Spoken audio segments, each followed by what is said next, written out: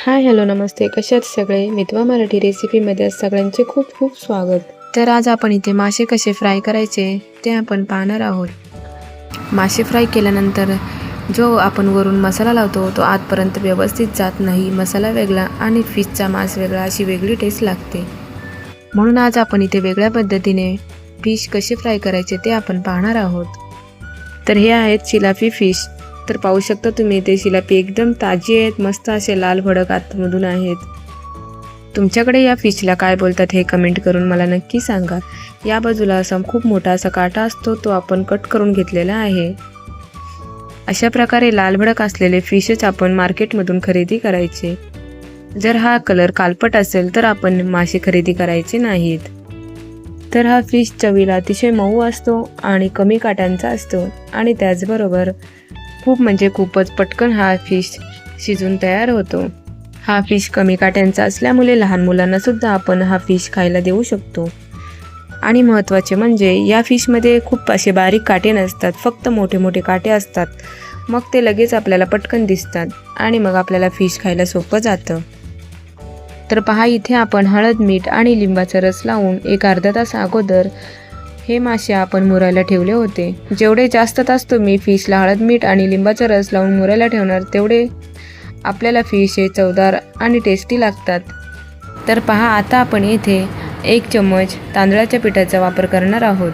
तर आता इथे आपण फिशच्या वरती 1 चम्मच तांदळाचं पीठ टाकून घेतलं. त्यानंतर 1 चम्मच रवा घालून घेऊ. इथे आपल्याला थोडंसं रवा कमी वाटला म्हणून अर्धा चम्मच अजून थोडा आपण रवा वापरला आहे. त्यानंतर आपण इथे मंचुरियन मसाल्याचा वापर करणार आहोत. म्हणजे हा मसाला तुम्ही फिश फ्राय करण्यासाठी सुद्धा वापरू शकता, चिकन फ्राय करण्यासाठी सुद्धा वापरू शकता आणि व्हेजिटेबल्स म्हणजे भाज्यासुद्धा तुम्ही फ्राय करू शकता. तर पहा, आपल्याला इथे 2 चम्मच मंचुरियन मसाल्याचा वापर करायचा आहे. या मसाल्यामध्ये मिठाचं प्रमाण असतं पण मिरचीचं प्रमाण अजिबात नसतं, म्हणून आपण इथे मिरची पावडर वेगळी घालणार आहोत. मसाला घालून झाल्यानंतर आपण त्याच्यामध्ये चवीनुसार मीठ घालणार आहोत. मिठाचं प्रमाण घालत असताना जरा बेतात घाला, कारण आपण इथे ज्यावेळेस मासे मुरायला ठेवले त्यावेळेससुद्धा आपण मीठ घातलं होतं. आणि मिरची पावडरचं प्रमाण बोललात तर ते जरा जास्तच घालायचं. जेवढे मासे तिखट तेवढे खायला छान लागतात. आता आपण इथे पाव चम्मच हळद घालून घेऊ. त्यानंतर 1 चम्मच धनिया पावडर घालून घेऊ. तुम्हाला जर पाहिजे असेल तर तुम्ही इथे अद्रक लसूणच्या पेस्टचा सुद्धा वापर करू शकता. तुम्हाला जर पाहिजे असेल तर तुम्ही इथे काश्मीरी मिरची पावडरचा सुद्धा वापर करू शकता. आता आपण इथे घरातला जो साठवणीचा मसाला असतो तो 1 चम्मच घालून घेऊ. आता आपण हे सर्व मसाले व्यवस्थित असे मिक्स करून घेऊ. तर पाहू शकता तुम्ही इथे व्हिडिओमध्ये दाखवते त्या पद्धतीने जो आपण कोरडा मसाला घातलेला आहे त्याच्यामध्ये फिश व्यवस्थित असे मिक्स करून घेऊ. आणि फिशला आपण जे वरून कट मारलेले आहेत त्या कटमध्ये सुद्धा असा हा मसाला घालून घेऊ. अशा प्रकारे आपण फिशमध्ये मसाला भरला तर चवीला खूप छान चवदार लागतो आणि मग आतपर्यंत तो मसाला जातो आणि मग फिश खायला सुद्धा खूप छान चवदार आणि टेस्टी होतो. तुम्हाला जर पाहिजे असेल तर तुम्ही इथे किमान 2 तास अगोदर तरी फक्त मिरची पावडर, हळद, मीठ लावून हे फिश मुरायला ठेवू शकता. आणि मग ज्यावेळेस फिश तळायचे आहेत त्यावेळेस तांदळाचे पीठ आणि रवा लावून हे फिश तुम्ही फ्राय करू शकता. तर पहा, इथे व्हिडिओमध्ये दाखवते त्या पद्धतीने फिशला हा मसाला आहे तो सर्व बाजूने आपल्याला लावायचा आहे. म्हणजे कसं फिश तळून झाल्यानंतर प्रत्येक घासाला या मसाल्याची छान चव लागते. अशा प्रकारे रवा आणि पीठ व्यवस्थित असं लावल्यामुळे फिश हा वरच्या बाजूने कुरकुरीत होतो आणि आतल्या बाजूने छान असा मऊसूत होतो. अशा प्रकारे मसाला आणि रवा आहे तो फिशला जे कट करून घेतलेले भाग आहेत त्यामध्ये सुद्धा अशा प्रकारे भरून घेऊ. तर पहा, व्हिडिओमध्ये दाखवते त्या पद्धतीने आपल्याला हा रवा जे फिशचे कट केलेले भाग आहेत त्याच्यामध्ये व्यवस्थित असं भरून घेऊ. आणि जो फिशचा ओपन भाग आहे त्यामध्ये सुद्धा हा मसाला भरून घेऊ. अशा प्रकारे रवा आणि मसाला फिशला लावून झाल्यानंतर 5 मिनिटासाठी आपण फिश असेच ठेवू. म्हणजे कसं रवा आणि मसाला फिशला व्यवस्थित असा चिपकून राहील. तर पहा, अशा प्रकारे आपण हे मासे आहेत ते 5 ते 10 मिनिटासाठी असेच मुरायला ठेवू. अशा प्रकारे अद्रक लसूणची पेस्ट न वापरता सुद्धा तुम्ही हे फिश फ्राय करू शकता. चला आता आपण पुढच्या स्टेपकडे वळूया. तर पहा, इथे आपण एक गॅसवर पॅन ठेवला आणि त्याच्यामध्ये आता थोडंसं तेल घालून घेऊ. थोडंसं म्हणजे जी आपली तेलाची पळे असते ते 2 पळे तेल घालून घेऊ। गॅसची फ्लेम फास्ट करून आपल्याला हे तेल व्यवस्थित असे गरम करून घ्यायचे आहेत। तेल व्यवस्थित गरम करून झाल्यानंतरच आपण मासे आहेत ते फ्राय करायला घालू। मासे ज्यावेळेस आपण कढईमध्ये घालू त्यावेळेस गॅसची फ्लेम स्लो करा, नाहीतर मग मासे करपून जातील। अशा प्रकारे आपण सर्व मासे हलक्या हाताने तेलामध्ये सोडून घेऊ। त्यानंतर राहिलेला जो कोरडा मसाला आहे तो सुद्धा फिशवर वरच्यावर असं घालून घेऊ। आता आपण गॅसची फ्लेम स्लो टू मीडियम ठेवून हे फिश व्यवस्थित असे फ्राय करून घेऊ। तुम्हाला जर पाहिजे असेल तर तुम्ही हे फिश फ्राय न करता डीप फ्राय सुद्धा करून घेऊ शकता। आता आपण वरच्या बाजूने थोडंसं तेल घालून घेऊ। तर पहा आता आपण हे मासे 5 मिनिटासाठी अजिबात हलवणार नाहीत। एक 5 मिनिटासाठी आपण गॅसची फ्लेम स्लो टू मीडियम करून हे मासे व्यवस्थित असे आपण फ्राय करून घेऊ। तर पहा इथे 5 मिनिटं झालेली आहेत। तर 5 मिनिटानंतर पाहू शकता तुम्ही फिशच्या वरचा कलरसुद्धा खूप मस्त असा चेंज झाला आहे। आता आपण फिशला स्पूनच्या सहाय्याने हलक्या हाताने पलटी देऊन घेऊ।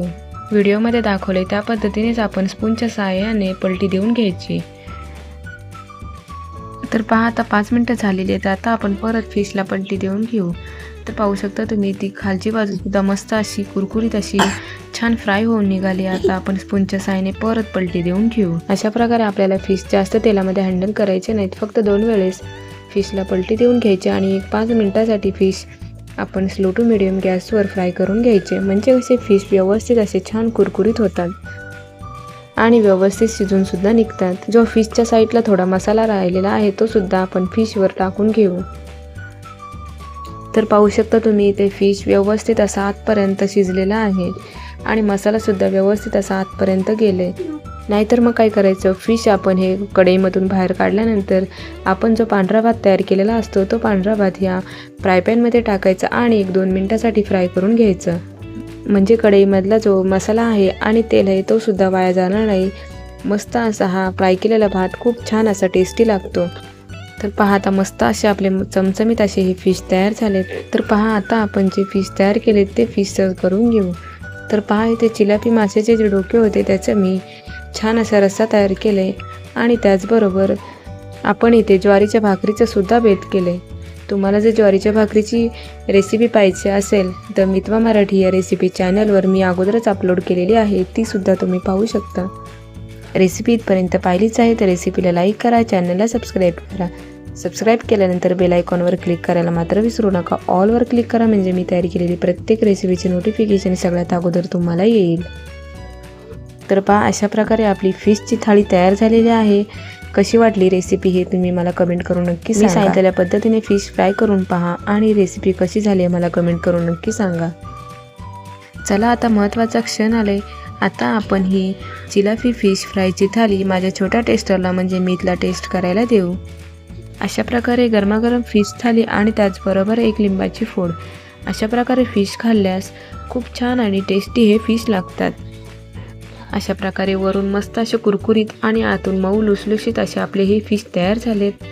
अशा प्रकारे मी सांगितलेल्या टिप्स वापरून तुम्ही चिलापी मासे फ्राय करून लहान मुलांना खाऊ घालू शकता, कारण त्याच्यामध्ये छोटे छोटे असे काटे अजिबात नसतात, फक्त मोठे मोठेच काटे असतात। मग कसं लहान मुलांना ते लगेच काटे जाणवतात। अशा प्रकारे गरमागरम चविष्ट आणि चमचमीत अशी चिलापी फिशची थाली मीतला सुद्धा खूप आवडली। व्हिडिओ पाहून तुम्हाला समजलंच असेल की मीत सुद्धा ही चिलापी माशाची थाली खाऊन खूप एन्जॉय करतोय। अशा प्रकारे लहान मुलांना फिश खायला दिले पाहिजेत। फिशमध्ये तेलाचे प्रमाण असते त्याच्यामुळे स्किनसुद्धा चांगली राहते आणि दुसरं म्हणजे फिशमध्ये लोहाचे आणि कॅल्शियमचे प्रमाण भरपूर असते, त्याच्यामुळे शरीर छान तंदुरुस्त राहते। अशा प्रकारे तुम्ही आठवड्यातून 2 वेळा तरी लहान बाळांना फिश खायला दिले पाहिजेत। चॅनलवर नवीन असाल तर एक लाईक आणि सबस्क्राईब नक्की करा, कारण तुमचं एक लाईक एक सबस्क्राईब नवीन युट्यूबरसाठी लाख मोलाचे असते। अशा प्रकारे पावसाळ्याचे दिवस आहेत तर तुम्ही सुद्धा अशा प्रकारे फिश फ्राय करा आणि फिश थाली एन्जॉय करा। आणि जो फिशच्या डोक्याचा जो रस्सा केलेला आहे त्याची सुद्धा मी रेसिपी लवकरच या यूट्यूब चॅनलवर अपलोड करेल। अशाच मस्त चमचमीत झणझणीत आणि गोड रेसिपीसाठी मितवा मराठी रेसिपीला सबस्क्राईब करा आणि त्याचबरोबर बेल आयकॉनवर क्लिक करा। पुन्हा भेटूयात अशाच एका नवीन रेसिपीमध्ये, तोपर्यंत बाय बाय, धन्यवाद।